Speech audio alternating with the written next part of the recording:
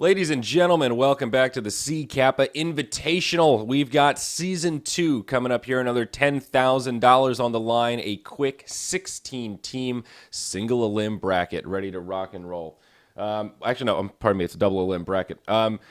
I don't have a bracket to show, unfortunately. We have a lot of VOD viewers, I'm sure, on our opening day here as we are starting. At the same time, Dream League finals are going on, so understood why so many people are tuning into Dream League right now. We're getting started today with Rave versus Power Gaming. Then our second heat is going to be Mineski versus Beyond Infinity. Team Buy. I like that. I like that name quite a bit there. So just two best of ones today to get things started. The opening round is best of one, as is most of the lower bracket. We'll have that image coming up for you guys later on. Let's hop right into the draft here, see what we've got going on.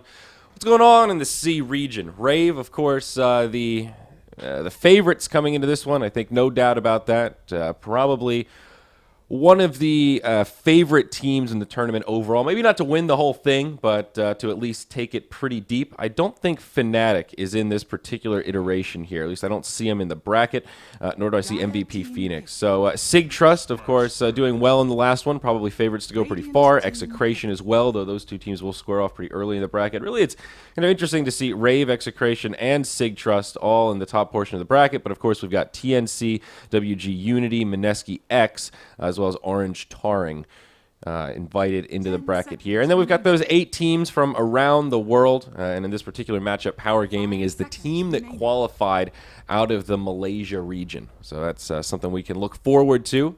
Reserve time.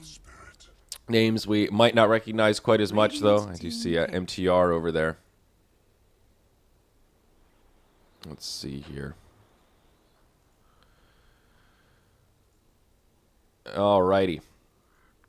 So our second heat as well, the second best one will be starting at 9:30 a.m. Eastern. It's about an hour and a half from now. So we'll have plenty more content coming your way after this one here. So what do we got? First pick, Beastmaster from Team Rave. Now, I was at CGNY yesterday, a little LAN event, community style, in the heart of New York City, right up in Midtown there. And I was drafting for Team Fwash once more, and I was all about that first pick Beastmaster. It won us a game, and it lost us a game, but boy, is it a safe opener.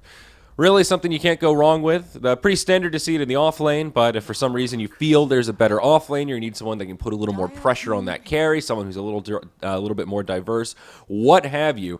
You can always put that Beastmaster on the 4. Put him in the jungle, give him an Iron Talon, and that motherfucker can farm damn fast. The nature of the inner beast mixed with the boar, the change in the damage type to the boar to do more damage against neutrals, and just how much damage you can do with an Iron Talon alone. He jungles fast. He's up there with Enigma. He can actually stay on par with the mids if he's left completely uncontested. For Power Gaming, Earth Spirit, Darkseer going to be the opener here. A pretty good opening as well. Darkseer, a hero that's pretty highly valued by some teams and less by others.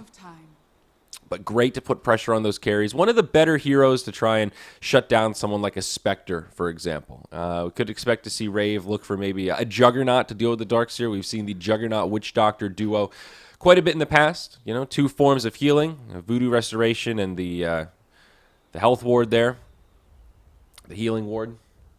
It's pretty good, and that alone gives you quite a bit of power just to tank through the Ion Shell. You know, just take it out and then be able to recover in lane, chew through a couple tangos. Also just the nature of the Blade Fury. You know, you can spend a decent amount of that time invulnerable to the wrath of the Darkseer, at least during the laning stage. And, of course, Ember Spirit. I'm a little torn on this hero right now.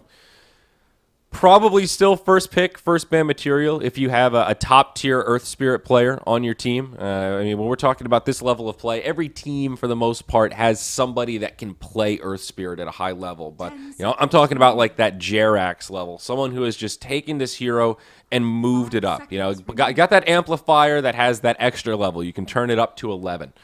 You know, this is a hero with a ridiculous skill cap that you can get a lot of value out of, but he is hard to execute with now. The slow speed on the boulder, the movement speed slows, just all around the board. This guy's been slapped up at the upside the side of the head with the ugly stick here. I mean, look at him. The Nerf stick as well. It might be the same stick. It's bad news, and we'll see what Power Gaming can do. I feel like there's a lot of pressure on the Earth Spirit to get a lot done in the early game. He's got to make a lot of rotations, and simply put, those rotations have to work. Oh, God, my mic was a little too loud there, folks. I'm so sorry. I don't know why I was maxed out. Oh, boy. Well, keep me apprised at the audio levels. Of course, we do have delay on the stream, so it'll be a little slow to respond, but Hopefully this is a bit better. Still morning voice here. Maybe we'll perk up a little bit as this caffeine gets flowing. Good fourth band, though, from Power Gaming. There's that jug, just like we were talking about. It's just so good with the Witch Doctor and against the Darkseer. Interesting to see the Drow Ranger band out. Not a particularly common hero to see, even for the C region, at least as far as I know. But you don't want to get cheesed. It is a best of one after all. When you have a Beastmaster Witch Doctor, there is pushing potential. So if you pick up a Drow Visage with your third, fourth, all of a sudden, you've got a pretty scary lineup. You take a Tempo Controller mid, someone like an Invoker, obviously it's banned out here, but all of a sudden, Jesus, you're doing a lot of damage. Even a Puck in that kind of a scenario can be crazy. The extra damage from the Drow Aura allows the Puck to really shine in lane. A lot of options there, but nice safe grab here for Power Gaming. The Vengeful Spirit. Great to have against the Witch Doctor. Multiple ways to interrupt that pesky Death Ward. Always good to have more control, good vision, and of course some Roshan options. Radiant side, so slight Rosh disadvantage. Always hard to Rosh against the Beastmaster as well, but if you get a pick, if you bring down the big boy, you might be able to take down the real big boy, and that Wave of Terror definitely goes a long way in making that happen. Disruptor. All right, great team fighting support here for Team Rave.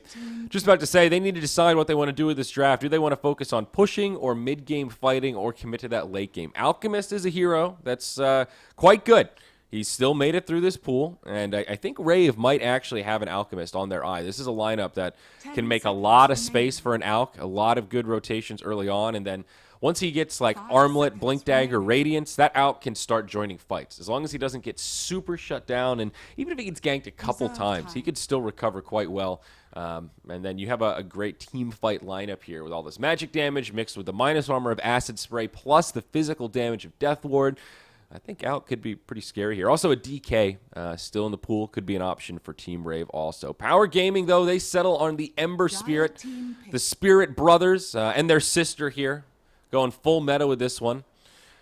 An interesting pick. Now, I worry for Power Gaming here. It feels like they're lacking on some key team fight abilities.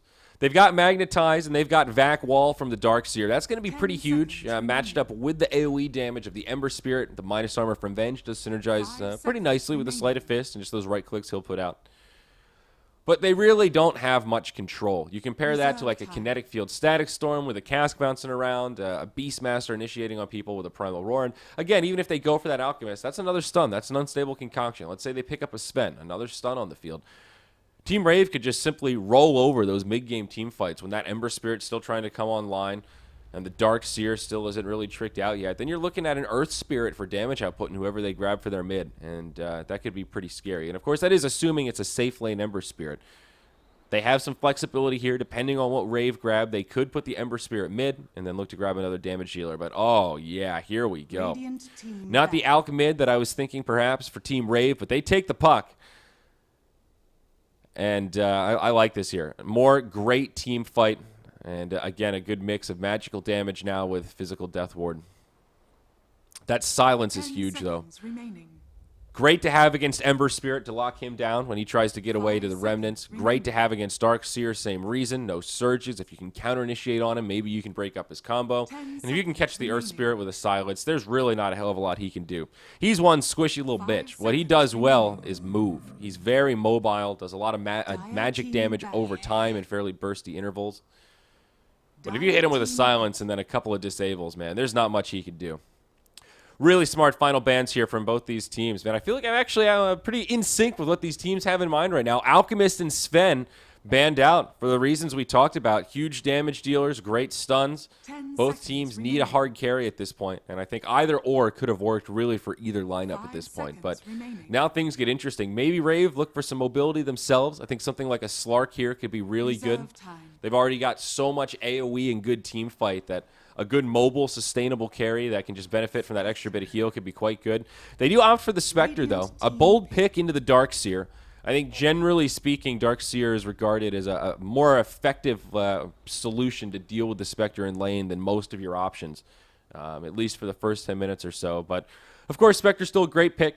Amazing team fight carry. And if she gets the space she wants, well, she's going to be doing big damage. Radiance Burn coming out on everyone. And don't be confused here. Spectre is not necessarily just that late game carry that we've come to love and enjoy. She can get involved very early on, and I think honestly, the way you play Spectre these days is much more based around early activity. So infrequent do we see teams just rush that Radiance. So much more often we're seeing stuff like Phase, right into Urn, Aquila, Drum, a full wand. All of these early items just to give you that little edge, that little bump in HP and mana sustainability. And Spectre can really bring the pain, especially if she scales against someone like a Queen of Pain, the final choice here for Pain, Power Gaming. So we'll be Quap mid versus Puck. Pretty classic matchup there.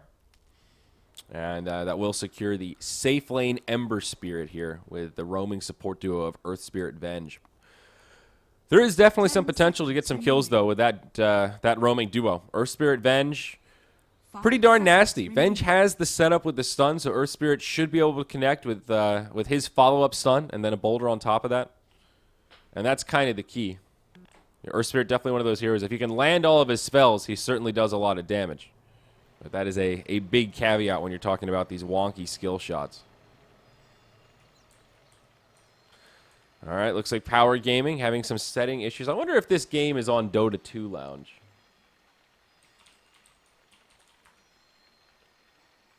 I don't think it is.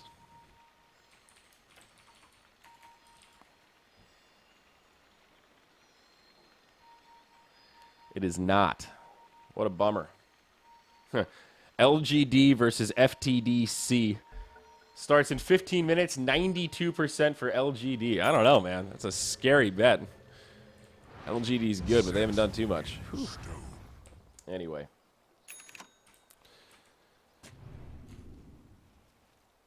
What are we looking at here?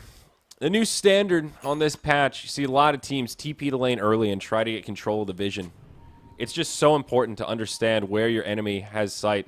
And because the Earth Spirit got this ward down early, he saw where the Spectre dropped this down, and Ninja Boogie is going to lose this ward. This really hurts.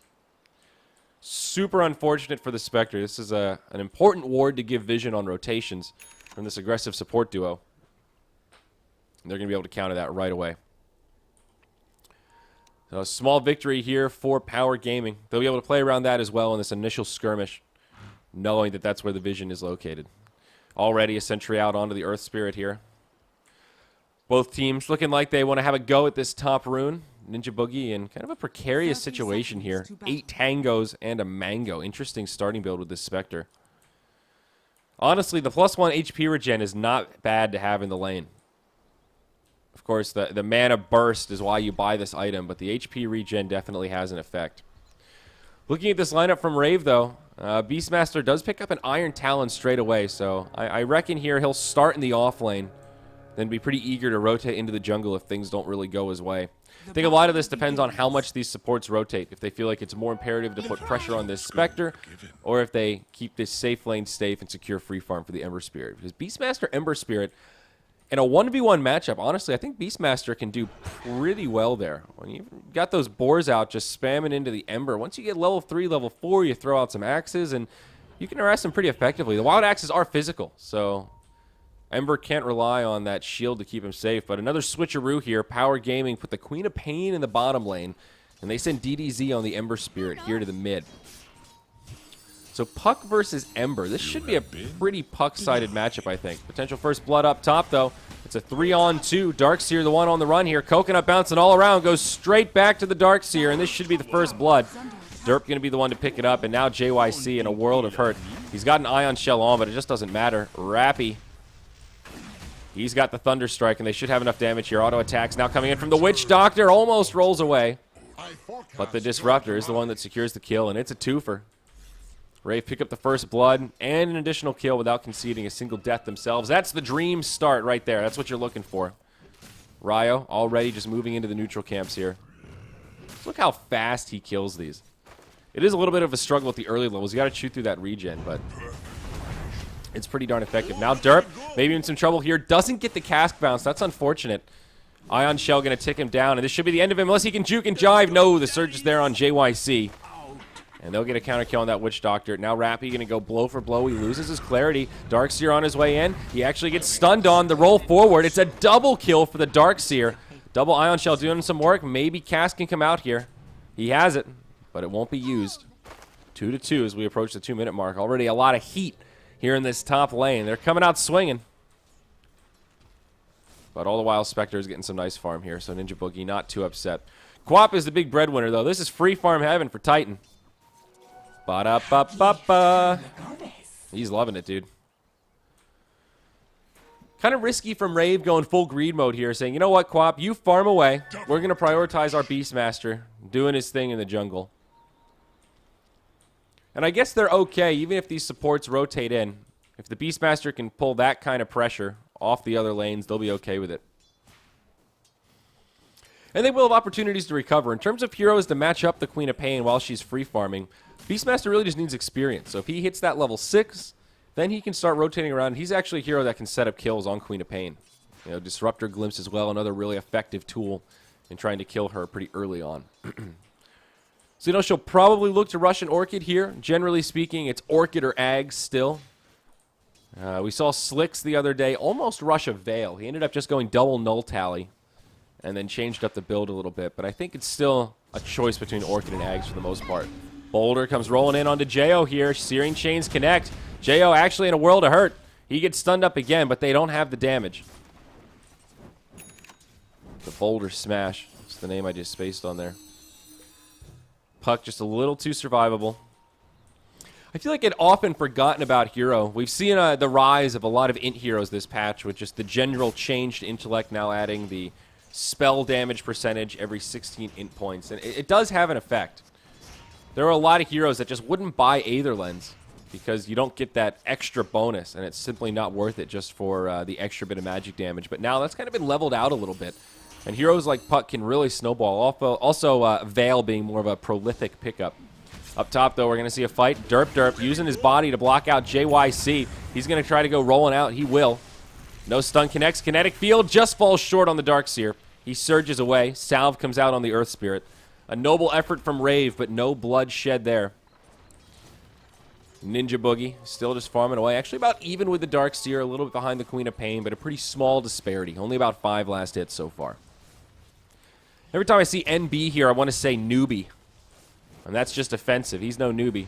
That's Ninja Boogie. Here we go. Glimpse back onto the Earth Spirit. Great smash on 3. But is it going to be enough here? The cast comes out. He's low on mana. And JYC will be punished. Just a little bit too forward in the lane. Not really respecting the reach of the Disruptor. Really good play, though, from Rappy. Caught him right on the edge of it. That was a pretty long-range glimpse, honestly. And it's only level 1. Pretty impressive. Perfect timing there. It's interesting to see the Venge kind of lingering around the bottom lane here. It is literally free farm heaven. Even Earth Spirit now rotates to the bottom lane. They've been putting very little pressure on this this Puck mid. I mean, we saw that one kind of minor gank attempt on Jo just a couple of minutes ago, but that's it. I mean, the Venge could be mid here, trying to zone him out, slowing down that farm. It is just sort of a farm fest, a break even, DDZ, able to stay fairly aggressive in the lane because of the Flame Guard. Just absorbs so much damage, it's hard for the Puck to effectively harass. You know, most heroes fall victim to the Illusory Orb spam, but Ember Spirit not really one of them.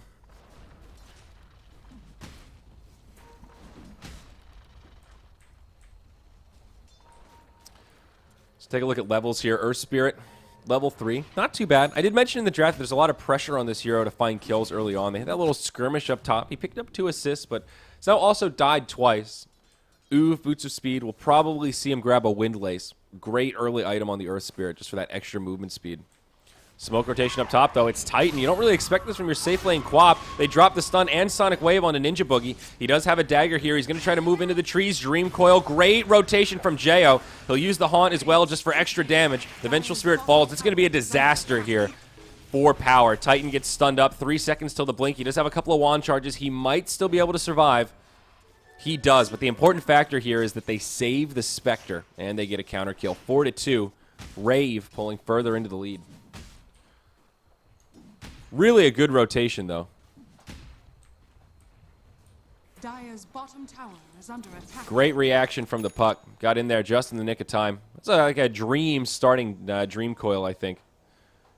Keep your Spectre alive. And, of course, the Spectre gets some assist gold for that, furthering his farm, making that a worthy haunt. Never ideal to use a defensive haunt, I don't think, but if you can use it that way to survive, definitely worth it. So let's take a look here. Got our Moonduck instant replay, relive the madness. Here's the rotation, right in on the Ninja Boogie. It seemed like they would have enough damage, but they run dry on mana, and the right clicks just don't do it. They almost chase him down. He doesn't even hesitate on the haunt. Sort of a shame they couldn't kill Titan. They had 4 heroes up here. It's a close call. Oops. The in-game camera's a little jacked up there. But at least the Quap does live. It was still a good rotation from the Quap. I like the idea to farm in the safe lane. You hit level 6. You get that big burst damage, and then you go for the high-value target kill. They had the right idea in mind. Unfortunately for them, the execution is what left something to be desired. Still not a bad laning stage for Power Gaming. Honestly, I'm a little bit surprised. With the jungling Beastmaster, I would have thought Rave would have picked up just a little bit of extra efficiency in this laning stage. All of the support's kind of struggling at this point, but the mid's been a break even, and that's helped keeping them on point. Now we'll see a fight break out as the Witch Doctor gets picked. Jo now joining the party, Kinetic Field, keeping this Ember Spirit in line. Now the rotation from Ryo. He drops the Roar on Venge. They get a kill there. Now Glimpse back onto DDZ. They're trying to keep Rappy alive, and they will. Looks like Kinetic Field is going to trap him in. He gets down a Remnant. It is on the high ground, but it doesn't matter. Puck has the burst damage. Now JYC trying to make something happen. Quap comes in to clean up the Disruptor. It's a pretty even fight so far, but Titan doesn't have a blink for another 10 seconds. Needs to be careful. The double boars do a lot of damage. Now Puck's got the follow-up damage. It's a silence, it's a stun, and it's a dead Quap. Biting off more than she could chew there is now a haunted from the Spectre. Ninja Boogie has the dagger. It'll connect on JYC. He's going to TP out. It's going to be close. Ninja Boogie finds the kill, though. That point in Desolate making all the difference in the world. Now on the backside, it's the Vengeful Spirit who's respawned. Picked up a counter kill on the Beastmaster, but Puck might be able to kill CLE for the second time this fight, or maybe not. Puck now on the run. Beastmaster comes to finish him off with the boar. Rappy drops a kinetic field. Jo with the silence. They might be able to bring down this Darkseer, and they do. This is one hell of an exchange. My God. It looks like at the end of it, Rave are the ones that come out on top. Let's take a look at the recap, and yeah, they sure are. It's a 3 for 5. And this doesn't even count the Venge dying twice. I don't think the teamfight recap even has a mechanism to clock double deaths in a fight like that without a buyback. But it's a 1,500 net worth gain for Team Rave. Absolute chaos in the Radiant jungle. Take a look at the net worth, and yeah, you see the big breadwinners there. This is what I'm talking about. Look how much this Beastmaster has farmed. 3-1 and 2. He has had a pretty active game. That fight made a huge difference. He picked up a lot of net worth from that.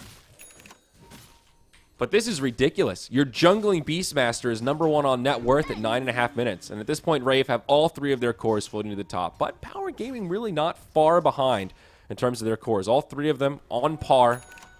Just a hop and a skip behind. One good team fight away from being able to close that gap. Darkseer going ham on the mana regen. He's picked up Infused Raindrops, Arcane Boots, and a Soul Ring. He is ready to regen some mana here. Smoke rotation from Power Gaming now.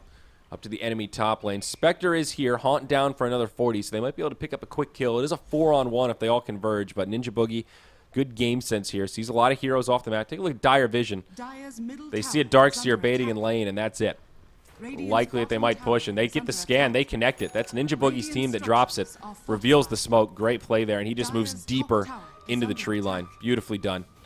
Meanwhile, in the bottom lane, just space created for Rave to take this tower. They do have the pushing advantage. They kill this tower much more quickly. Both teams have used their glyphs, but now Rave, they will rotate and try to make a hold here. At this point, Haunt up in 5. The Spec TP's out, regens mana. Now he's going to be able to Haunt from the well.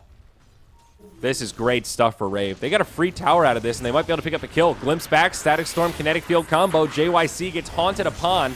He'll go down. Now Puck jaunts in. Connects on 2 with the Dream Coil. Ember Spirit joins the party. Great Sonic Wave from Titan. Actually sets up the kills on Puck and Spectre. Derp going to be left behind as well, and it's a turnaround. The old switcheroo from Power Gaming. Titan and DDZ, the ones that make it happen. Splendid execution there. And just as we see a 1,500 net worth gain for Rave, they lose it right back. And Power Gaming break this game wide open. Ryo, the only one not in that fight. He's got the level 1 Necronomicon, but he was just split pushing down bottom. Let's take a look here.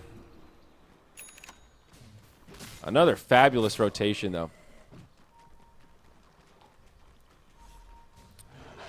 So here we go. Instant replay in the top lane. As we mentioned, smart from Ninja Boogie just to TP out so he can get off a good haunt here. The cooldown comes down at perfect timing. You see Power in full retreat. You catch the Ember Spirit. Rave revealed the smoke with a scan. They catch the Ember Spirit. That's the dream way to start a fight. Puck connects with the coil on 2, but they just weren't ready for this rotation. This corridor just completely sets it up for the Quap. It even hits the Disruptor in the back line, hits the Witch Doctor. It connects on all 4 heroes and makes all these kills possible. Tower is under attack. MVP Quap in that fight, no doubt about it. So back in the game here, look at the gold graph. It's a minor lead for Rave at this game, very even at this point. And as things level out, and as we've seen on this patch, it's the sandwich patch. You know, games end on the buns. They either end right away on that first bun. In the mid-game, things get a little convoluted and clunky. And if you can't close it out during that first bun, you're going all the way to that second bun. It's so rare to see mid-game victories on this patch. The mid-game is where you get your advantage, but high ground is just so much easier to defend now. This might be a long game here, folks. And if we start looking towards that late game, who's got the advantage? I mean, Spectre is one of the ultimate late-game heroes. Beastmaster scales pretty well. A stun that goes through BKB. Puck can get an Aghanim. Same deal. Well, hold that thought, though. It's a smoke on smoke outside of the Roche Pit. Who's going to catch who? Ember Spirit goes charging right in, but Static Storm, Kinetic Field. The Haunt from Spectre doing some good damage here, but Jo going to be the first one to die. The Death Ward takes out Ember Spirit in return. 2 cores down as the fight continues. Looks like the Beastmaster will fall next. It's not Rave's fight to take. The Spectre still isn't doing enough damage. Titan gets pushed back to swap from the Venge. Very aggressive. And Spectre as well as the Necro units just bring him down. But Titan again with a beautiful ult actually dies to the last word of the Beastmaster Necro units. That's unfortunate. That levels things out. It's a 3 for 3 if Ninja Boogie can survive. Witch Doctor now healing him up, has a cast that's going to start bouncing around these heroes. It goes into the neutrals, kind of unfortunate. They might be able to get a kill on the Darkseer here, though. The Desolate will do big damage if they split up. One more auto attack. The Boogie not going to be able to bring him down. He will, actually. The Dagger chases him. JYC trying to TP out. It's going to be close, and he makes it. My God, after all that, somehow, some way, Rave managed to take the fight. Let's look at the recap, and oh, it's just the Darkseer. God damn it, team fight recap. Oh, here we go. No, oh, Jesus. Okay. Well, the world may never know. So look at the old gold graph here, and it does dip back in favor of Rave. A gift from the tempest of battle. You know, I try not to overuse the replay feature, but these team fights are so damn close, I feel like I need to rewatch them on the instant replay just to see what the hell happened. Uh-oh. Are we even going to have time to watch it? Another fight could be breaking out mid here. Both teams dead set on pushing. Uh-oh, they ping out the Spectre. Ninja Boogie caught by the chains. Another Static Storm Kinetic Field swap from Venge into it. Oh no! CLE, that's not the play. Now the cask bouncing around the Death Ward as well. It's Power Gaming on the retreat. Titan glimpsed back, but a beautiful surge will keep him alive. It's only a quick pick on the Venge, but again, they keep the Spectre alive. Rave min-maxing these fights just a little bit better. They also force out a Magnetize. It is not enough damage to get these kills. Fight's not over yet, though. DDZ in the front lines. The Lawnmower build here. He's got the Flame Guard as well as the Ion Shell. Huge damage over time. It's like a Radiance on steroids. Blink Dagger up on the Puck. Rave will TP in to defend this tower, but now Power Gaming do back out. Looks like that'll be the end of it, at least for now. I want to go back to this long, drawn-out fight before if we can. Silence. Smoke on smoke action. It's Power Gaming that end up initiating it, but it costs DDZ his life. He takes huge physical damage from the Witch Doctor. Rappy Baby pulls the trigger a little early, but it does secure the kill nonetheless. They destroy the Witch Doctor, though his ult's already been used, so not the most high value. They don't even kill him, actually. They do zone him out. The Beastmaster is the one that ends up dying, unfortunately, but he still gets off the Primal Roar, and honestly, the Necro units do so much goddamn damage that even though he's dead, they still help turn the fight. The last word is 100% what killed the Quap. And if the Quap survives here, the fight goes completely different. So, again, Beastmaster just showing his value in general. You know, a fight like that where he doesn't really get the Dream ult, he dies pretty early on. Even just a level 2 Necro book without Inner Beast and a couple of boars, and he can still pick up kills from the grave. Very impressive. Hard for the Quap to play around as well. It's really easy to look at that Quap and go, whoa, last ward, idiot. But it is tricky, especially in those tense corridors. We've seen a lot of these fights break out in these really small spots. You know, you're fighting in these little tunnels here and here, kind of like this, which is great for Quap. That cone can really capitalize on a spread amount of damage, but with good positioning on the Necro units, you have to kind of min-max a little bit. Take a look at items here. Let's check in. Quap did opt for the Orchid first. 17 minutes. Looking like a pretty good timing here. She did stop off for Power Treads first. That'll give them a huge bump in control. Interesting to see the Ember Spirit go for drums. I guess feeling like he's going to have to be active in this game. There's no way he'll be able to get through without fighting. Looks like he'll just pull up for Boots of Travel now. 1,600 gold there. Can't imagine what else he'd be saving for. Definitely would have bought the Perseverance by now if he was going for that Battle Fury first. Smoke rotation, though, from One Rave Gaming. Are they going for a Roshan or are they going for something else? It's going to be a scan from both teams. And Power Gaming going to be the ones that fish their wish and see, hey, it's Rave moving on in. Going to be a tough smoke gank here for Rave. Power go the opposite way as Darkseer picks up his Guardian Greaves. All right, big item pickup there for Power Gaming. I think Ryo really needs a Blink Dagger, though. Smoke expires. Take a look at Radiant Vision. They don't have too many wards down. Only 2, and both very centered around the river. I guess technically 3, but oh, is that a Dream Coil? It's a Dream Coil haunt on the DDZ. They silence him, but they don't have the burst damage. He's able to remnant away. Kinetic Field comes a bit short, and CLE doesn't get... Oh, Ember Spirit, or pardon me, Earth Spirit, he walks right into it. It's a Death Ward and Static Storm, but they get the kill. Necro Book used also. Quap drops the ult, but it doesn't get a counter kill of their own. And now Derp is just healing the team back up through it. He's got a level 2 Poodoo Restoration. And again, Rave just get a quick pick. They burn a lot of ultimates for that. Literally all of them. But hey, it's a kill nonetheless. And now Power Gamer are going to be less likely to push. They know Quap's used her ult, so they probably don't really want to fight. And they can just go back to splitting the map, farming for everyone. Puck can go straight for his Yule's Scepter. And Ryo halfway to the Blink Dagger. Still a lot of key items around the corner they can wait for. Looks like Rappy probably thinking about a Glimmer Cape there with that cloak. An item you can't go wrong with. Spectre now pulling for Radiance.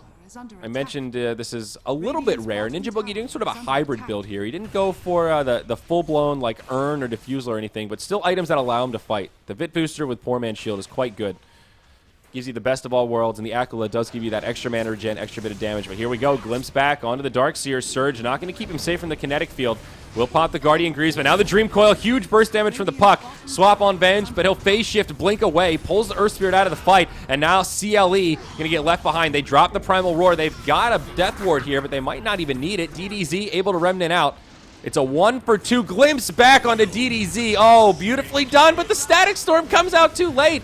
Derp on the low ground. Is he going to have the damage here with the Death Ward? It doesn't look like it. And on the backside, Beastmaster dies to the damage of JYC as well as the Queen of Pain. He's going to miss the roll forward. Titan almost going down, but will blink out on about 100 HP. Another very spread, chaotic fight. Glimpses all over the place as DDZ gets pushed back. But they're going to come back in. They want more. Derp now going to be stunned. Boulder Smash going to come his way. Now the Orchid from Titan. I think this Witch Doctor is done for. He's healing up as best he can, but the Voodoo Restoration just not going to be enough. Tier 1 tower falls mid.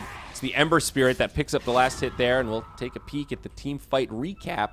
Oh, mama, it's a 2K net worth gain for Power Gaming.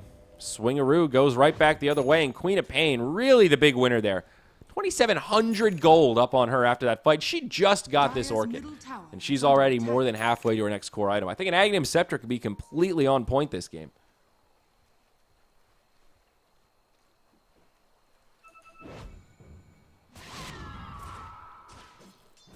I think Ag's really never a bad tool to have on Quap. Feels to me like they desperately need a Blink Dagger on Beastmaster, though. Rave are missing a little bit of initiation. I mean, that sounds weird to say when you've got Haunt, you've got Puck with a Blink Dagger, and you've got Disruptor with a Static Storm Glimpse. Maybe counter initiation is the word. Feels like Beastmaster has to put himself in these really precarious situations to get off his ult in these fights. And if he could Blink Initiate to start and then back out and then allow the Puck and Disruptor to follow up, and then either find that kill or just counter-initiate if the Beastmaster gets jumped on. Instead, now, he just doesn't have that many tools. He has to kind of run in. He gets the Necro Book off. It seems more often in these fights he dies and then just micros the Necronomicon units. And they do, they pick up the slack for the Beastmaster being dead. Whoa, mama. Well, that's unfortunate. Poor Derp. Queen of Pain with an Arcane Rune. Can find an easy kill there. Great little pick there. Shorter cooldown on the Sonic Wave. And it makes it kind of a freebie. Hubie. Ooh, smoking the Radiant Jungle. It's going to get broken right away here, but it's a 4-on-2. Oh, boy. Static Storm not going to be enough. The Vac Wall kills the Disruptor right away, and Puck low, now caught by the Orchid.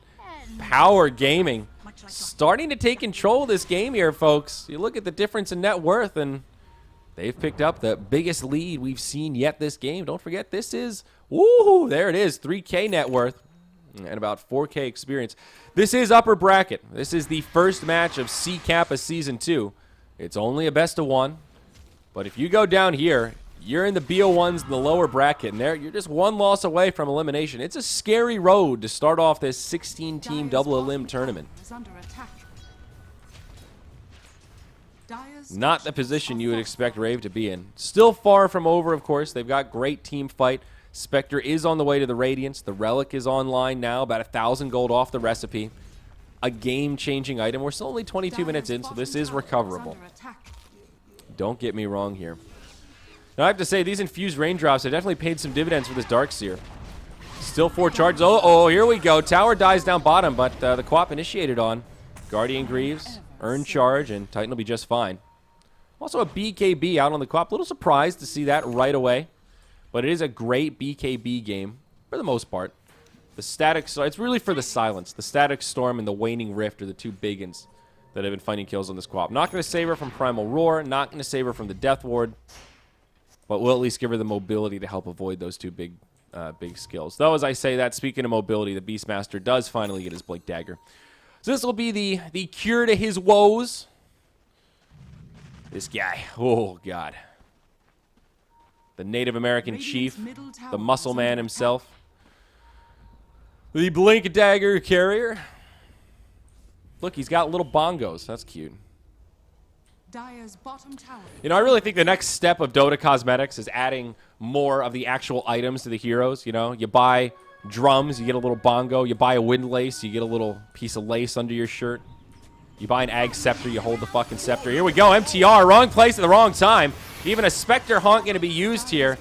He gets a Vac, no wall, and it's a kill on the Darkseer. Not too shabby. They do use 3 ults for that, and now in the mid lane, they're going to initiate on a Ninja Boogie. Oh no! Sonic Wave comes out, and NB, he's going to bite the bullet here. Not the trade that Rave were hoping for. They wanted just a quick kill, and now they're going to lose their Spectre. Derp, derp. Stunned up by Titan. He pops the BKB. They get the kill on the Witch Doctor. Now he blinks forward, wants Rappy, and he might find him. Perhaps not, though. Another Arcane Rune on this co-op. My God. Well, that's one lucky lady.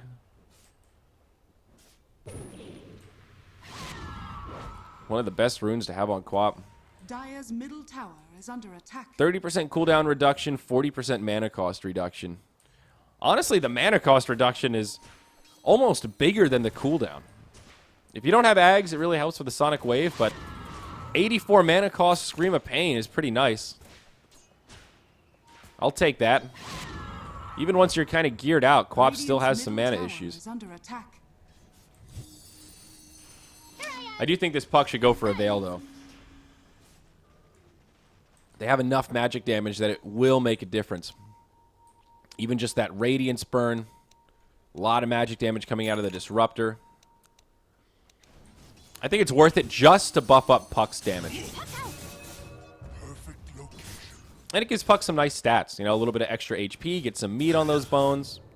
One of the nicest parts about the Veil right now is how easy it is to build up. You know, you can build a Null Tally or 2 early on, get that lane advantage, and then transition into a good item. Jo didn't do that this game, but I think Veil's still very warranted here.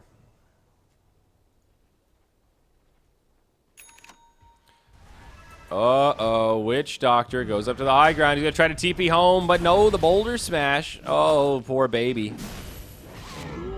Wrong place at the wrong time there. Did you forget your savior? And now they know. He got this ward down, but really no other reason for the Witch Doctor to be there other than putting a ward there. They'll use the courier and they'll bring it down. Uh-oh, Primal Roar, though. CLE in some trouble. There's the Haunt from Ninja Boogie. They get a quick pick on the Venge. Titan on his way in, though. BKB, it's an okay ult. Only hits Ryo, though. Rappy still manages to get off his ult. Titan still blinks out in that last second of the BKB. They get the kill on the Darkseer. DDZ getting low. JO and Ninja Boogie trying to chase him down, but now the Magnetize. Dream Kill will be enough to secure the kill onto the Ember Spirit. And I think they're going to get the Earth Spirit here also. Titan trying to TP home. This is going to be a close call. One auto attack. He can't get it. Oh, boy. Ninja Boogie. Damn close to just burning him down with the Radiance, but a big fight for Rave. Let's look at the recap here. Look at that gold change. 1,800 for Puck, 1,200 for the Spectre. Holy Toledo. Spectre doing 2,800 damage in that fight. Look how much damage the Beastmaster did. Oh, golly. Fight ready to break out. Ninja Boogie and Jo maybe punished for their insolence here. Orchid onto Boogie. Not enough for the kill, but now Titan blinks in. He gets the kill, but at what cost, as they say? Jo will be able to follow up. Jaunts to the orb. Auto attack gets disjointed. Last tick of Thunder Strike brings him back with the glimpse, and that's a monster kill streak going to the Disruptor, and that secures his Shadow Amulet for the Glimmer Cave. That's a big shutdown streak. Monster kill. Quap actually has 12 kills this game, but Disruptor's got to be happy with that one. So that's 3 heroes now that just got huge gold. 4 figures worth, actually. And now that Spectre has the Radiance, honestly, she's pretty happy to fight. Even if the fights don't completely go her way, if you're trading, getting kills for your team, it's still not too shabby. Puck now moving right into a Dagon. Interesting choice from Jo. Radiant's middle tower has been denied. It does give you some pretty good stats as well, sort of on a similar vein to the Veil. But this will give him the burst damage to just take out anybody. You know, if someone gets caught by the Beastmaster Primal Roar, they can follow up and literally just destroy someone, especially if it's someone like the Earth Spirit. And now they have enough magic burst damage that they can just cut through the Flame Guard. You know, Ember Spirit's used to having that spell, pop it, and stay safe for a little bit. Now Puck can say, oh, Flame Guard, cool stuff. One-shot it, and the Flame Guard's down. And you can't forget that the Flame Guard does a significant portion of Ember Spirit's damage. It becomes less significant as he gets more items and the Battle Furies scale a bit better with physical, but just having the ability to say, you know what, that AoE damage from Flame Guard's not happening in this fight. Sorry, keep your Radiance burn to yourself, you chlamydia-ridden bastard. That's a big deal for Rave. And even just burst damage to have on the Quap if you can catch her before the BKB. Wonder what this ulti orb's going to turn into for Titan. Could be a Scotty, could be a Lincoln's. Scan used by Rave. They are smoked up on the prowl. Kind of bittersweet with that scan. The enemy is right on the cusp of it, but it actually doesn't trigger. They're going to bump into each other potentially. Hawk flying overhead. They see DDZ. Ryo comes in. Long-range Primal Roar. There's the Haunt to get vision on the team. Swap from the Venge. CLG plays Sacrificial Lamb. Puck drops the Dagon. Derp in the middle of the fight. There's the Sonic Wave. Connects on a few. DDZ trying to play cleanup. Brings down the Witch Doctor, but a beautiful Static Storm kinetic field. Locks down the Darkseer. Locks down the Earth Spirit. And Titan in a world of hurt here. It's going to be Rave's fight, but it's a close one. It's a 3 for 4. Even though Ninja Boogie walks away with an ultra kill, eerily reminiscent of the last team fight. It's not the clean engagement they were hoping for. Actually, I'm looking forward to this recap to see how much was gained. Come on, you can do it. A lot of numbers getting crunched there. 2K net worth trade. Another 1,600 gold for the Spectre. Let's look at damage done. That is the Radiance burn right there. 4,600. Next highest was the Queen of Pain at 2,600. Puck doing only 15. That is just insane. Well, of course, a lot of that actually is the Radiance burn. Hanging on to a casual Vit booster for now. Looks like Ninja Boogie interested in the Manta style next item. Yasha in tow. 2,600 gold. Pretty darn close to it. At the stage of the game, though, where he is going to generally pool for buyback, you can play Spectre in a number of different ways, and one of those is to be a little more conservative with the Haunt, and if you get caught out, you sort of start the fight by quote-unquote suiciding, and then you buy back Haunt in and you clean up the fight. Never the ideal option. Of course, you don't want to get those cleanup kills with the buyback debuff, but can still be a very effective tool with Spectre. It's something he'll want to be wary of in case of pickoffs. Puck now up to Dagon level 4, 700 burst damage. Going to take out that Flame Guard and then some. You saw how fast it killed the Venge. It was a noble swap from CLG to try to save one of his cores, but they bursted him down pretty damn quick. Puck was not messing around with that one. Well, turning out to be a pretty interesting and even game here, folks. We thought Rave were the heavy favorites, but looking at this net worth and XP chart, it's really been a pretty even spread. Power Gaming took a decent lead, about 7,500, and it's down to 25. Rave starting to pick up more momentum here. DDZ initiated on. Big stun, big silence, and that's an easy kill. Actually ends up dying to the Dire, so the gold gets split, but even the Necro book deployed for that. One thing I will say about Rave is they're not so conservative with how they use their cooldowns. Any opportunity to get a kill, they'll use every single ultimate if it yields them a kill. But they can transition this into a push, get a lot of value out of these Necro units, have the big boy tank it up. Get him nice and low on HP, so some silly quap might be foolish enough to ult it. Tower down, though, in favor of the Beastmaster, and Rave will just back up. Not going to keep this push going. No reason to get too hyper-aggressive here and take undue risk. They'll just go right back to farming. Now Ryo, Vladimir's offering on the way out. Great item to have in this kind of a scenario where you're working on the 5-man, moving around the map a lot together. Allows him to farm even that much faster. You know, Vlad's really feels like a core item to me for almost every team. Now that it affects ranged,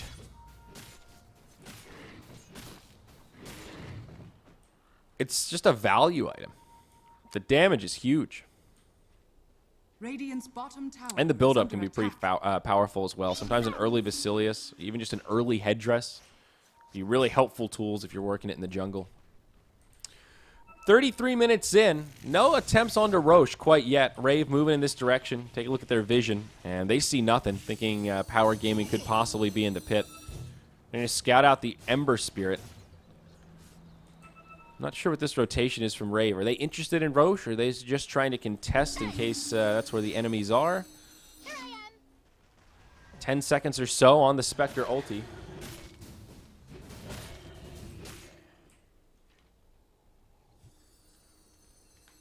But it's just going to peter out. And the same idea for Power. I wonder how much value they're placing on the Roshan at this point. They'll definitely have to win a team fight first. I guess part of it is because none of these team fights have been super convincing. Even when one team, quote-unquote, wins the team fight, it's like a 5-for-3, 4-for-2. You don't have much left to take Roche out in a timely manner. So in that context, it does make some sense. Dire's structures are fortified. Tier 2 tower, bottom lane, gets glyphed, and Rave will make a rotation. They do want to hold here. Power in full retreat. Oh, they see Titan. Can they get the initiation? He pops BKB. He TPs out. Maybe thinking about using a Primal Roar there, but they do haunt. Ninja Boogie. Realities forward and no kills. Well, a haunt down. That's a little bit unfortunate for Rave, but not the end of the world. Is it Roche time? I guess haunt for Quap BKB is a pretty good trade.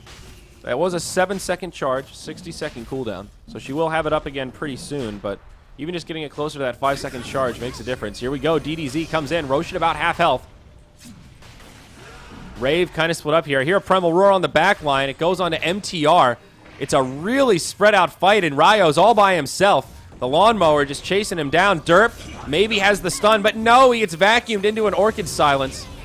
And Derp is going to die to the Soul Burn for sure. Nice Static Storm Kinetic Field combo, but there's not enough follow-up. The Dagon from Puck, not enough to get the kill on the Earth Spirit. 2-0, not the fight Rave wanted. And without Haunt, Ninja Boogie is just so limited on damage. Jo, he jaunts into a stun. Oh my, he is going to be able to hop out, but Spectre dies to the wrath of the Ember Spirit. Now Jo, just trying to survive at this point. He doesn't have a TP, is able to jaunt after the phase shift. And with the Blink Dagger as well as the Yules, Puck's going to live. But with 3 down, Power Gaming regain a lot of momentum. It's a 3K net worth swing. And now they will secure Roche. At half health, it's nice and easy. What an atrocious team fight, though, for Rave Gaming. Really, the name of the game there was spread. They need to catch someone and blow them up. Take them out of the fight. When you go Dagon and take a hero like Beastmaster with Primal Roar, you've got to be able to utilize that burst damage and take somebody out. These super scattered fights are just not good. There you go. That's the way you got to do it. Darkseer down, baby. Level 5 Dagon. No mess, no fuss. Here we go. Puck, phase shift as he makes it to the high ground. Glimpse back onto JYC. Boulder makes it up to the Ancients.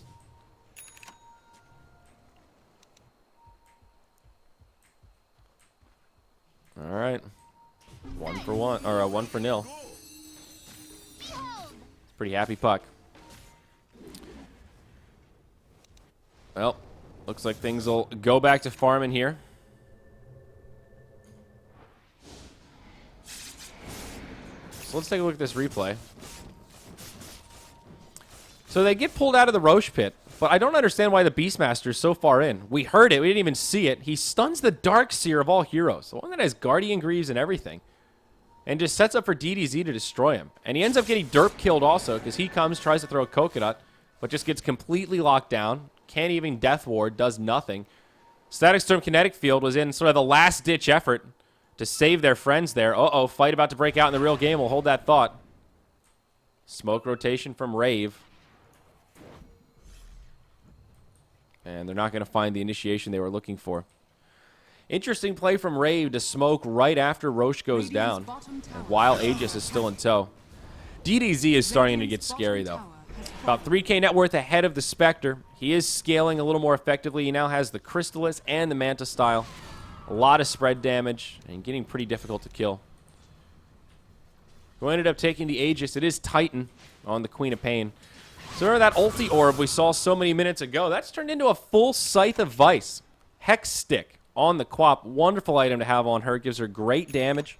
Hitting for about 250 a pop. Great control, of course. And just having that extra mana regen, a little extra health, definitely not bad. Also, a Veil of Discord up on the Earth Spirit. Very standard pickup on him, but will add a lot of extra damage to the team. Darkseer doing huge amounts of magical damage. And Quap as well. Scan from the Radiant. They see a couple of members of Rave. Remnant down. Does get pinged right away. They've got vision on the high ground here. Rave, skeptical to what's up. We'll start to gather around the tier 2 tower in the top lane, and now we see the TPs out. Both supports just cut their losses and run, and Ninja Boogie will dagger further into the tree line. Manta style Diffusal now, so Spectre is also going more of a damage-oriented build. I love this choice to hang on to the casual Vit booster, though. It's such a value pickup. You grab it nice and early, gives you a huge amount of effective HP early on. Still helps beef you up a little bit in combo with the Manta style. And, of course, you can always transition into Heart of Tarrasque. Always a great item to have on Spectre. Power Gaming, looking for some potential kills here. Hunting for Rave in the tree line. Not going to find anyone. Good game sense by Rave as they back out. The Aegis is pretty close to expiration. They've only got 90 seconds left on it. And Rave might be able to maintain patience.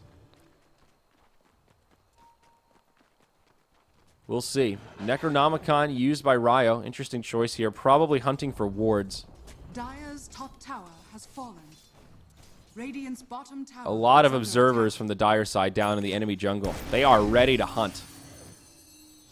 Probably a sign that Rave have the core items they want to start forcing out these team fights and put a lot of pressure on Power Gaming.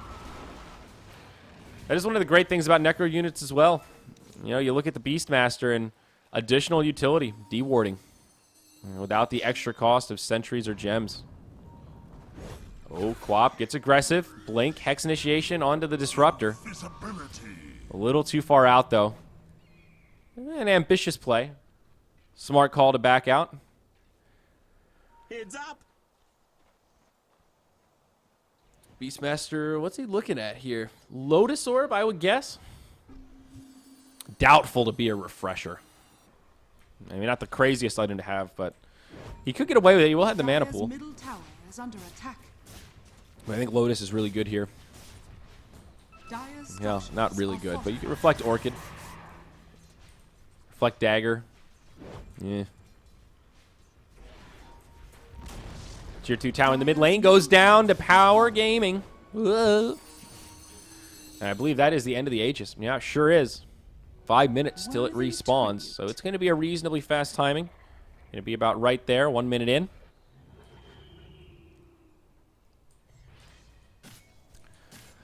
Not sure if that really favors one side in particular. Power Gaming are holding on to this lead. 5K net worth, about 3K experience. Take a look at the vision difference. All these dire wards, so deep in enemy territory. You look at Radiant, and similarly, they do have a ward here. Gem on the Disruptor.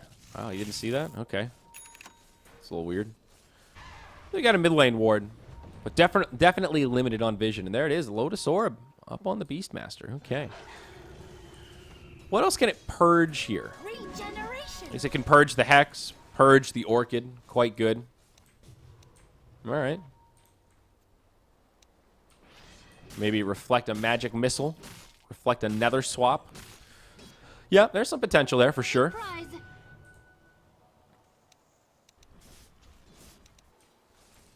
Really rocky game here for Rave. Not looking in their best form, I will say. 42 minutes in, 30-31. It's been an entertaining game to watch, but strikingly even. Maybe we just underestimated the power of power gaming coming into this series. Ooh, Lincoln Spheres aplenty. Ember Spirit picks one up. It's a more defensive item now after all these damage pieces. Battle Fury, Manta Style, Daedalus. And Puck. Level 5 Dagon into Lincoln's. Both teams on a similar vein. Rave will smoke up with 4. Of course, Spectre does have a Haunt available. And, ooh, interestingly enough, moves into Vanguard now with that point booster. So I think likely to be an Abyssal Blade coming out soon. Great item, though I really thought that would be hard to harass. Generally, you'd see that Vanguard come out a little earlier. But, oh, they catch Titan. Huge follow-up with the Static Storm. He can't get out. Can't even pop the BKB as they burst him down. Now Darkseer caught in a similar trap. Yule's not going to be enough, and Darkseer falls. DDZ on the run. 2 cores down. He gets glimpsed back. But do they have the damage? No, they don't. Waning Rift is going to be off the mark. Diffusal slows him down. Able to Remnant out of the kinetic field. JYC comes in with a pretty big Magnetize. Buyback now from the Darkseer. He wants to come clean this up. Buyback from the Queen of Pain. Uh-oh. Rave need to get the hell out of here. Titan drops the ult. It gets the kill on Spectre, but that's about it. I don't think this trade's going to end up being worth it. Ryo does not have a blink. Or, pardon me, does not have a TP. He does have his Blink Dagger available, but looks like he might be able to survive. Another bumpy team fight here. This time it goes the way of Rave. CLG, Invisibility Rune. I said CLG. CLE. Initiation onto Ryo. Vac back. Out comes the Reflect, though. That's pretty nice. Stun onto CLE. Unfortunately, not going to yield any kind of real follow-up. 2 buybacks used there. And at the what's with the recap? And at the end of the day, it's still a dead Quap and Darkseer at some point. It's really going to hurt their economy. Lotus Orb up on the Darkseer also.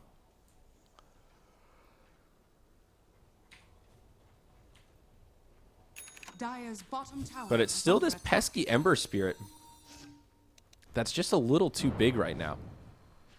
3,600 gold. Still has another slot to go. He can ditch this wand. But what does he pick up? Do you go for a second Battle Fury here and just get more cleave? Do you go for the second Daedalus, get more damage? Do you just go for a BKB and turn yourself into a little bit more of a fighter? I do think BKB could be warranted here. You don't really want BKB Lincolns. I think generally speaking, you want to grab one or the other and then just max out in damage. Especially given that he is the hard carry of this game, but Disruptor is so far away from that Aghanim Scepter.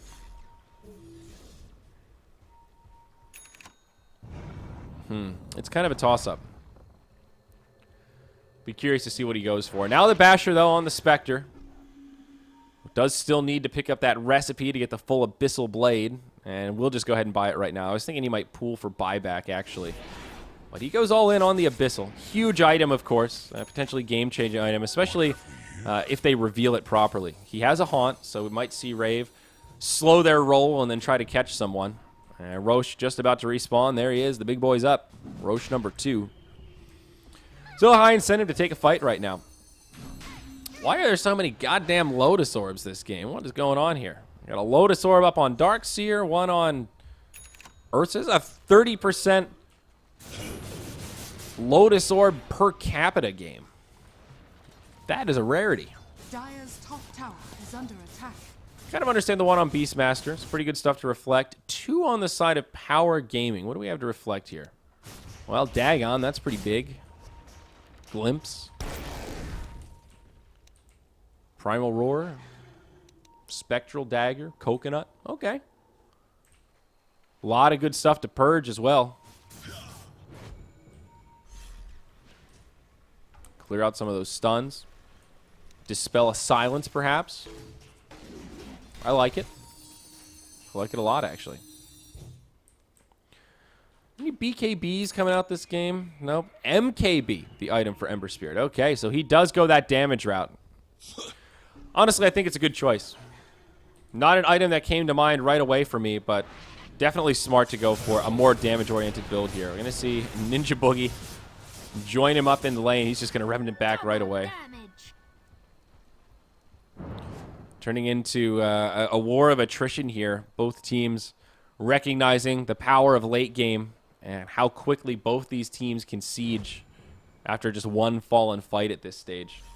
Buyback status, still about 3 minutes until the Darkseer and Quap are going to be in buyback range. Really surprised to see Power Gaming so aggressively positioned right now. If they get wiped up with 2 cores, lacking buyback, and Rave know it, they could just Roche, knock down these outer towers, and that's a pretty serious burst in momentum here. Especially with the Tier 2 still standing mid. I think Power Gaming will be highly incentivized to contest this next Roshan if they're all alive. I don't think Rave are going to go for it until they find some kind of a pick-off, something that will open up that possibility, that ease of access, so to speak. Really has been a pretty action-packed game overall. Fair bit of team fighting, but things are slowing down here. Hey, Witch Doctor, look, he's got a cigar. Invisibility. Look at that. Does it come with a hat? Yep, there it is. The Witch Doctor cigar. You know, I'm glad Valve is okay with some light tobacco placement. Heard that Blizzard removed the cigar from Tychus and Gazlowe and Heroes of the Storm because they, you know, didn't want to encourage people to smoke. I get it. But I'm buying the lore. I think I could see Witch Doctor hanging out with his monkey, smoking a stogie. The Doctor. Scan on the Roche Pit. Less than ideal from Power Gaming there. They'll be grouped up about the top lane, and Rave moving about the enemy jungle. See if these teams bump into each other. At this point, it's really all about initiation. Who catches who? And who reflects what?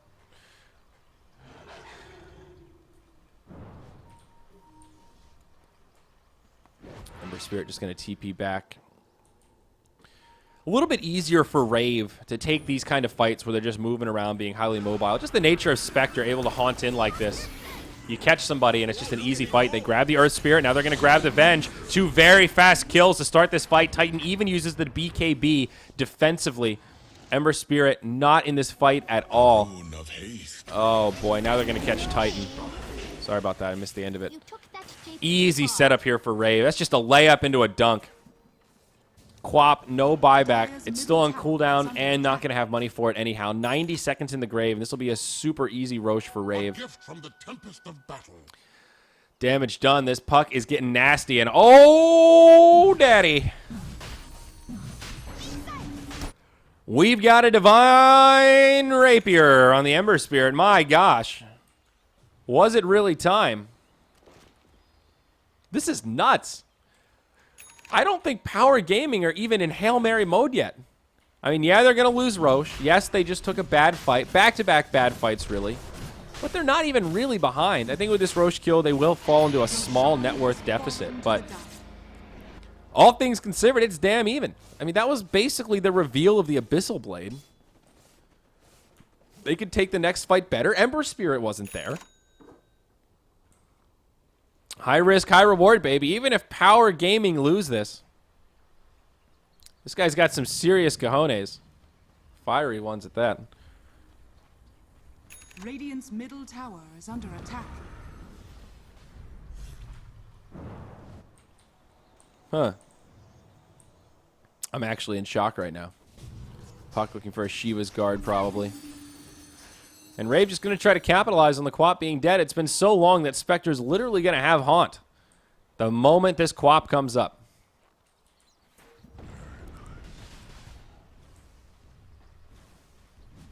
We'll need to be a little bit careful about how he chooses to Haunt in here. Spectre is an interesting Aegis carrier. It synergizes really well with Dispersion, but not so much with Haunt. You need to be very cautious about how you use your cooldowns. These kind of situations. Rave being very timid here, though.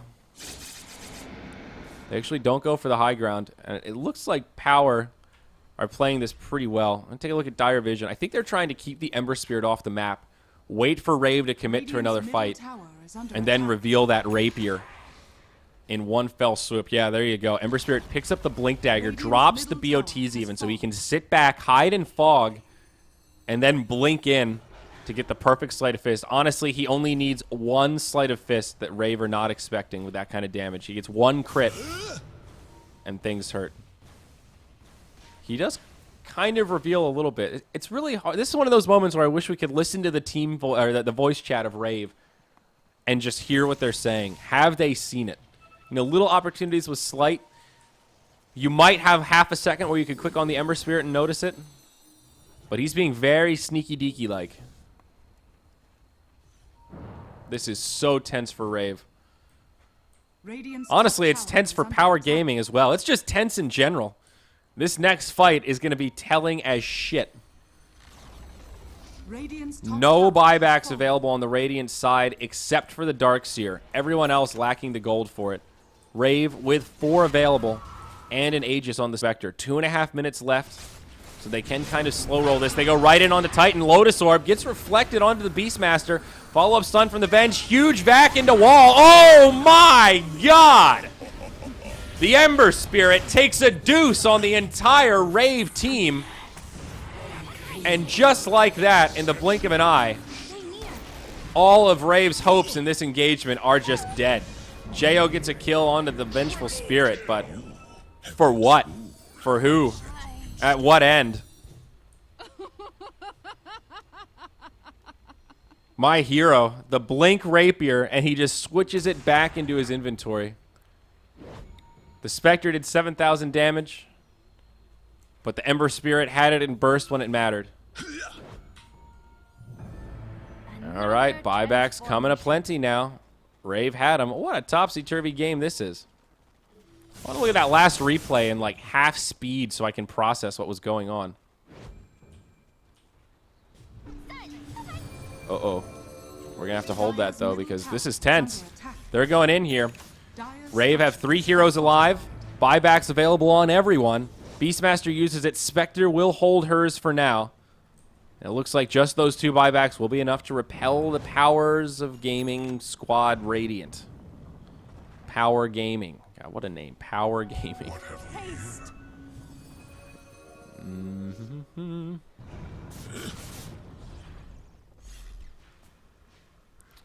Playback speed slower. Here we go.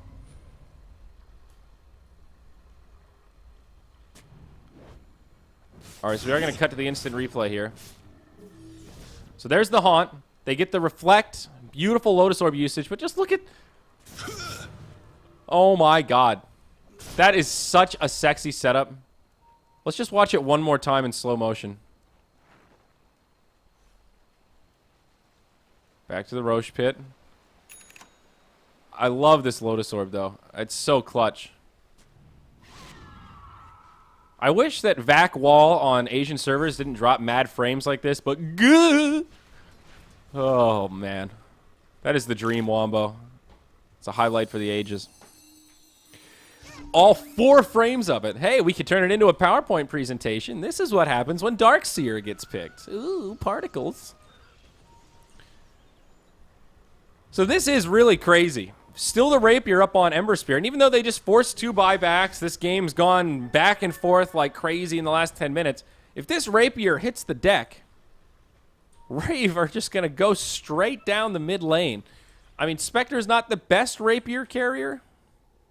I guess that's one reason why maybe Power picked it up in the way they did, because there isn't that like ridiculous Medusa level hero that could take it and just cripple the game, but it's still taking an item worth that much gold away from the Ember Spirit and handing it to the Spectre. Even if Rave just leaves it in the well, it's like, all right, well, that's like almost a 7K net worth swing in our favor. So thanks a lot for that. We appreciate it. 6,500, whatever. Scotty is up on the Spectre, though. Big items there. Ooh, that's not the one I wanted. Big item there. What surge is this? I'm actually a little surprised there's still no Shiva's Guard out on Power Gaming. Darkseer did prioritize that Lotus Orb, but they could still go back for a Shiva's.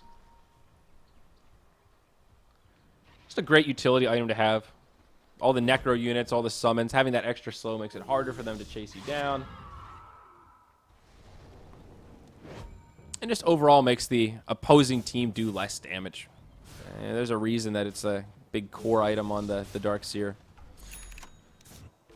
Speaking of Shivas, there you go. Puck's got it. About 4 minutes till the Puck and Beastmaster cooldown, or buyback cooldowns come back.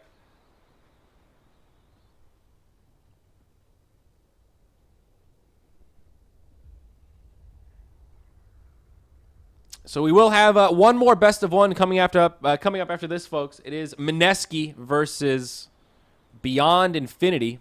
And that one is scheduled to start actually in about 15 minutes, but we might run over here.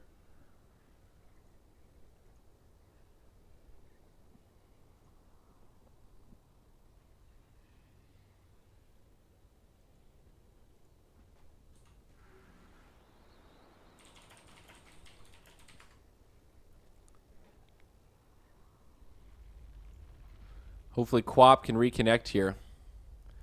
It's a really odd late game that this has turned into, and both teams are going to be so cautious.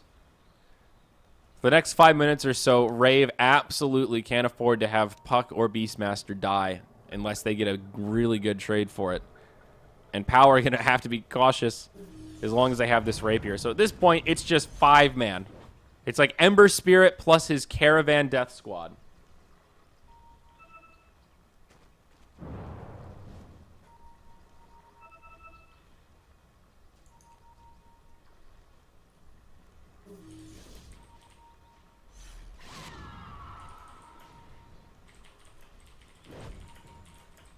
Sorry, bit. So here we go. Power Gaming. Venturing through. Looking for a pickoff onto the Beastmaster. It's going to be a tough kill to grab. JYC going in deep. Boulder smash. Rolling boulder. Will not find the connection.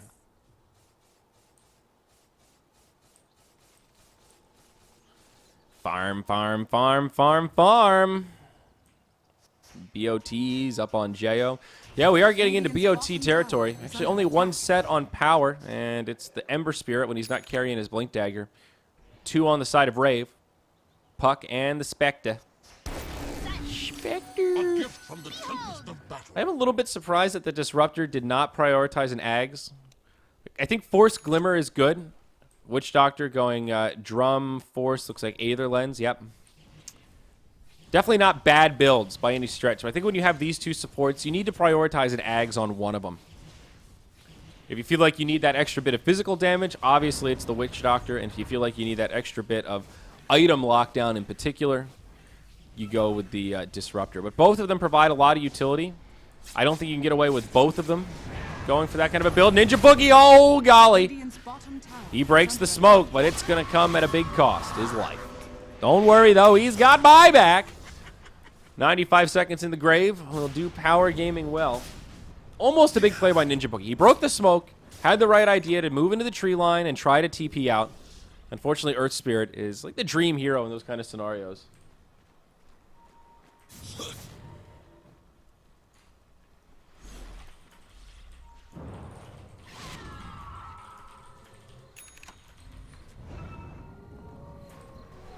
middle tower is under attack. Ooh, Bloodthorn. Well, this is an item you really don't see often, folks. This is the kind of game where it's a darn good pickup, though. And not really because it adds the true strike and the crit damage. That's okay. It's sort of a minor addition. But it gives you a way to upgrade that item slot. You know, Orchid is a pretty low-ticket item. We're getting to that stage of the game where Quap would have to throw it away to replace it with something else. But now you can upgrade it to a 7k plus item. And I think the biggest thing is the reduced cooldown. Down to 11 seconds, that's a lot of silences. You can easily use it twice in a team fight, maybe even 3 times based on how spread out these engagements have been. And of course, it does add that extra lot of damage when you're thinking about trying to kill a Spectre. All the right clicks hurt that much more. Thinking about it, compounding with Ember Spirit, though, is actually pretty ridiculous. Not a synergy I've ever really thought of. We see Bloodthorn so infrequently. It's a pretty forgotten about item. But absolutely warranted here. Since this game's gone on long enough, I don't know what else the Quap would buy.